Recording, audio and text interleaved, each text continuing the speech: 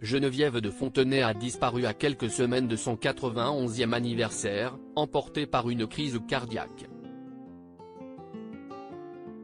Mais derrière les murs de son appartement des Hauts-de-Seine, qui abritait ces dernières années, la dame au chapeau aurait lutté contre une autre maladie, comme le révèle Gala.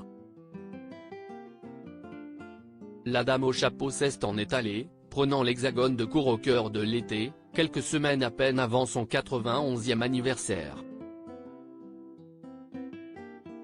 Si est le mercredi 2 août que Xavier de Fontenay, son fils cadet, a annoncé le décès de Geneviève de Fontenay.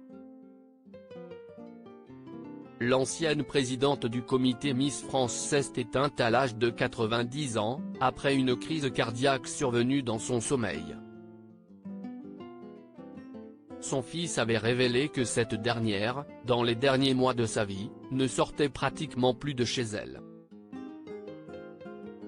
Elle est partie entourée de sa famille proche, mais aussi profondément seule sur les dernières semaines de sa vie.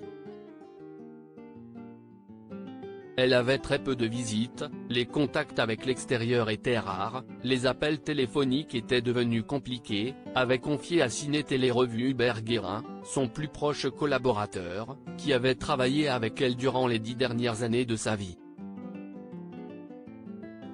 Geneviève de Fontenay souffrait d'une autre terrible pathologie. Dans les colonnes de Gala ce jeudi 10 août, il est révélé que la meilleure ennemie de Sylvie Tellier et de Nathalie Marquet-Pernot aurait été frappée par la maladie d'Alzheimer, et qu'elle aurait par conséquent perdu une partie de ses facultés.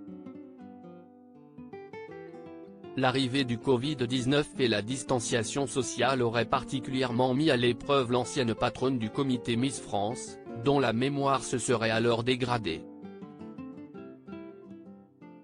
Elle peinait à reconnaître les gens, est-il indiqué dans le portrait qui lui est consacré.